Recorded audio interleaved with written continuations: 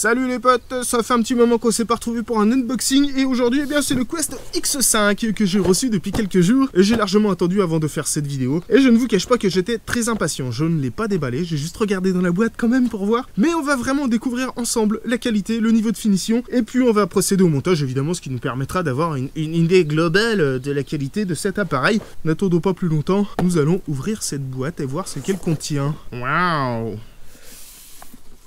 La boîte elle est toute petite, c'est joli. On va voir ce qu'elle contient. Attention, ouverture, tata. On retrouve forcément ce qu'on trouve dans les autres détecteurs. Un petit catalogue qu'on ne lit pas. Ça c'est le Quick Start Guide. On le lit pas, ça c'est le Flyer Tap. Oh, il est tout beau, il est magnifique. Avec tous les liens et tout ce qu'il faut. Ok, c'est super, c'est à mettre sur le frigo. Un catalogue d'accessoires de la maison de la détection. Ok, on le lit pas. Un petit flyer sur la pêche à l'aimant, c'est sympa, mais on est dans les champs. Et nous voici arrivés dans le cœur de la boîte. Alors, nous avons ici le câble, la vis, qui semble être celle du repose-bras, ok. Le câble de chargement, puisque c'est sur batterie. Commençons par le commencement, c'est un appareil à 169 balles, hein. Ne l'oublions pas, c'est vraiment de l'entrée de gamme, de l'entrée de prix. Et ma foi, ça commence par un détecteur qui est joli, une très belle finition. Bah franchement, 169 €, vous déconnez. Eh ben c'est super classe, franchement, rien à dire. Très très bien, alors c'est un appareil très simple, hein. C'est 169 €, 840 grammes si je ne me trompe pas. Et un repose-bras qui est adapté aux petits bras d'enfants, comme aux grands bras d'adultes. Donc ça c'est pas mal. Bon, c'est du plastique assez basique. Oh ouais, effectivement là, 169 €, ça y est, on sent que ça a rogné les coups. Cela dit, c'est quand même de meilleure qualité que certains appareils beaucoup plus chers. Ça c'est drôle. C'est un repose-bras, écoutez, ça peut se remplacer au pire, hein, si jamais ça casse. Ouais, vous voyez, le diamètre, ça doit être la même taille que les repose-bras XP, donc ça c'est classe.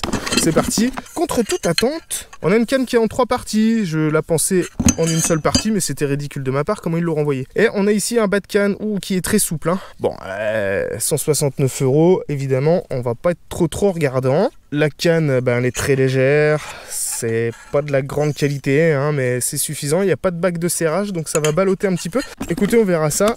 Délicate attention de la part de Quest. Et nous avons de jolis autocollants pour décorer le frigo. C'est super. Et le disque c'est un Blade, évidemment. Alors, toujours la qualité des disques Quest, il n'y a pas de souci. Franchement, des pattes assez renforcées, une belle connexion renforcée, un câble blindé. Je suis plutôt content. On n'a plus rien là-dedans. C'est complètement vide. C'est complètement vide. On va procéder au montage de ce X5 directement sur le terrain. Et pour ça, vous aurez besoin d'un seul et unique tournevis, c'est un PH2 par 100. La canne elle est en 3 parties.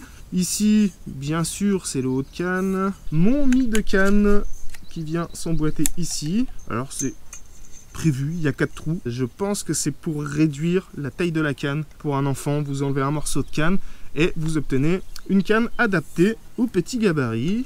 Le bas de canne évidemment. C'est très serré. Yes, on a la petite graduation. Alors je vais tout de suite aller la mettre sur 4, 5. Voilà.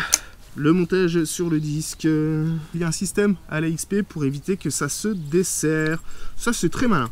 Le câble, le branchement, on le met vers la canne, bien sûr. Dac. Ouh, c'est pareil, c'est bien serré. On remet le système anti-desserrement. On emboîte la vis. La vis, elle va venir depuis le côté anti-desserrement. Pourquoi? Parce que de ce côté-là, il y a le câble. Et il faut qu'on puisse passer. Oh, c'est très simple, hein. Allez, on a monté le disque. Oh, ça tient super bien. Franchement, c'est pas mal. Par contre, là, bien sûr, c'est un petit peu branlant. Oh, ça, c'est très souple, hein. Sur la longueur de la canne, je suis pas sûr, ça va être assez désagréable. On est obligé de démonter la poignée. Sortons chacune des vis.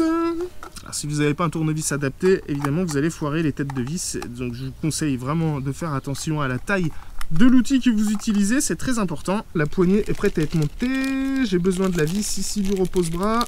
Hop, alors, le repose-bras, lui, il est fixe. On n'a pas plusieurs positions pour l'installer, donc très serré, c'est bien, ça va éviter pas mal de petites déconvenues. C'est vissé directement entre les deux pièces de plastique. Il n'y aura pas de problème de foirage de vis comme avant. Allez, c'est déjà monté. On sépare cette poignée. Ah, ça, par contre, vous voyez, j'avais pas vu. Ça c'est un truc que j'aime pas beaucoup, le boîtier il se démonte pas.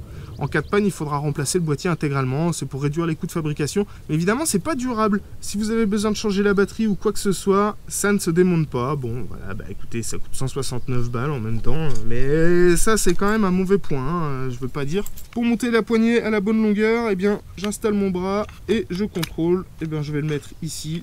Ah, c'est très très facile, hein, jusque-là. On remboîte le boîtier. On remet la poignée par au-dessus et on n'a plus qu'à visser. On serre correctement le tout. Ça nous permettra également de voir au niveau de l'ergonomie ce que ça donne. On est sur un appareil à 169 €, hein. On est purement sur de l'initiation, on est vraiment sur le premier appareil. Difficile de trouver moins cher, hein. Je crois que là on a un prix défiant toute concurrence. On va contrôler un petit peu ensuite les réglages et les disponibilités sur ce détecteur, mais c'est plutôt encourageant. Pour le moment, c'est très satisfaisant. Il faut voir ce qu'on a sur le même segment de prix. Là, on a quand même quelque chose de complet. Voilà, allez, c'est du plastique, on ne sert pas non plus comme un bourrin, de toute façon, ça bouge pas. Je suis bien réglé. Le repose-bras, ma foi, il est plutôt agréable. Je vais contrôler la taille. Oh, c'est très grand. Ouais. Ce sera une taille idéale pour moi. Oh, par contre, le fil est très très court. Une connectique quand même de qualité, c'est pas mal. Voilà, bon, l'appareil est monté. J'ai une petite sangle pour fixer le câble sur la canne. En bas, il se balade pas, c'est surtout ici que je vais avoir un petit peu de promenade, donc je vais l'attacher ici. On va l'attacher en haut pour que le surplus évite de se balancer. L'appareil est monté. Vous savez quoi? On va en profiter, on va l'allumer. Ah, j'ai même un réglage d'effet de sol et j'y crois pas. J'ai 3 programmes, Jewelry, tout métaux et monnaie, bien sûr. Alors je peux ajuster la discrimination et l'effet de sol et la sensibilité. Alors la sensibilité sur les Quest, hein, c'est toujours différent des autres machines, c'est pas 90, c'est 60 la valeur d'usine. Écoutez, il n'y a plus qu'à tester, on va voir ce que ça dit. C'est plutôt sympa, ça se monte facilement. 169 €, écoutez, pour un premier achat, pour une première approche de la détection, je pense que c'est pas mal. La qualité générale, elle est plutôt satisfaisante, même si on n'est pas sur une canne de fou, mais c'est quand même très léger. 840 grammes, c'est vraiment cool. Et pour les enfants, je pense que c'est très intuitif. On a les réglages basiques. On a quand même un réglage d'effet de sol, on a la sensibilité et la discrimination. On peut ajuster la taille, on peut enlever un morceau de canne pour s'adapter aux enfants, tout est prévu. Ça, c'est plutôt bien foutu. Le repose-bras adapté aux petits bras comme aux gros bras. Un disque double D, ça quand même à 169 €, il faut le souligner, on a d'habitude des disques concentriques tout pourris. Là, on a un bon disque, faut dire, il n'y a plus qu'à le tester, hein. Moi je suis plutôt satisfait. Les potes, c'est là-dessus que je vais vous quitter. J'espère que cet unboxing montage vous aura éclairé sur cet appareil, peut-être vous aura donné envie de l'acheter.